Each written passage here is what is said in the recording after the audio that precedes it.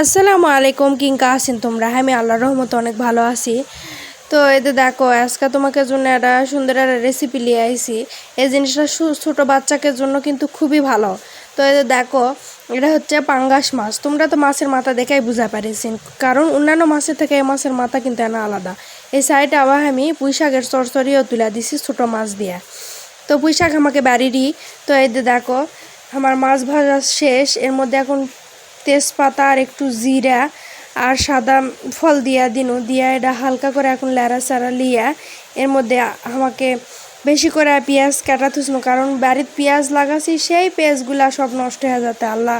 এই পেঁয়াজগুলার কি যে গোদ কিনার কর্ম, বেচপা গেলেও দাম কম, অতএব নিজেই বেশি বেশি করে খায় শেষ করছি। তো দেখো, সুন্দর করে এখন এটা ভেজা লিমো। তোমার ভয়েস খারাপ আসতে পারে, কারণ বাইরে বৃষ্টি হচ্ছে, সেগুলো আওয়াজ আসতে পারে। বাইরে বৃষ্টি হচ্ছে, প্রচুর বৃষ্টি হচ্ছে, যদিও মেঘলা আকাশ, এগুলা খুবই ভালো লাগে, কিন্তু দুঃখের বিষয় বৃষ্টিটা দেখা যাচ্ছে না, কারণ অন্ধকারে সবই বিলিয়ে গেছে। তো এতে দেখো, সুন্দর করে আমার পেঁয়াজ মরিচ সব ভাজা শেষ। এখন আমি এক এক করে মরিচের গুঁড়া, তারপরে একটুখানি হলুদের গুঁড়া আর লবণ দিয়া সুন্দর করে এটি লাড়াচাড়া লিমো। লাড়াচাড়া লিয়া আমি পেঁয়াজ মরিচ সহ জিনিসটা কষা লিমো। তো পাঙ্গাস মাছ কিন্তু ছোটো সরবলের জন্য অনেক ভালো, এটি প্রোটিন থাকে। যদিও অনেকে আমরা পাঙ্গাস মাছ খাই না, অনেকে নাকি গন্ধ লাগে, কিন্তু আমার এরম কোনো কিছু বিষয় লাগে না। অথচ এর যে তেল ভাবটা যে ছাড়ে, এটা ভুনা করলে খুবই স্বাদ লাগে খেতে। যদিও আজকে আমি পাঙ্গাস মাছের ভুনাই করছি। তো দেখো, সুন্দর করে এখন কষা লিমো, হালকা একটু পানি দিয়ে কষা লিচ্ছি। এখন ঢাকা দিমো।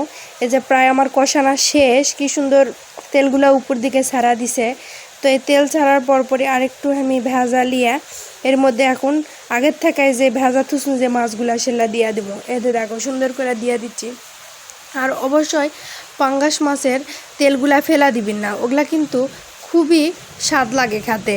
তো এতে দেখো, ওল্লা তেল দিয়া আমি এটি সুন্দর করে মাছগুলা আগেই ভেজা লিছি, আর এমনি তেলও দিছি, আবার খেলে ওল্লা তেল দিলেই হবে না। তো সুন্দর করে মাছ ভাজিটা হচ্ছে। তো তোমরা কে কে পাঙ্গাস মাছ খাও আর কে কে খাও না, সেটা কিন্তু অবশ্যই আমাকে কবিন। তো এতে দেখো, এর মধ্যে এখন পানি দিয়ে এই মাছ সহ এখন আর একবার আমি কষামো, মানে একটা কষানো লয়, এটা একবারে আমি ঝোল দিয়া দিনু। পানিটা শুকা গেলে আমার রান্নাটা হয়ে যাবে।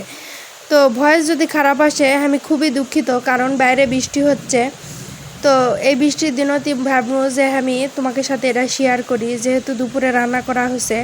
তো এতে দেখো, সুন্দর করে এখন লাড়াচাড়া আমি এটা কিছুক্ষণ ঢাকা দিয়া তুলবো। ঢাকা দিয়া তুলে কি হবে, মশলাগুলা ভালোভাবে মাছের মধ্যে বসবে আর টেস্ট হবে অনেক। তো দেখো, বুদবুদ উঠা গেছে, তো বলক উঠাই গেছে।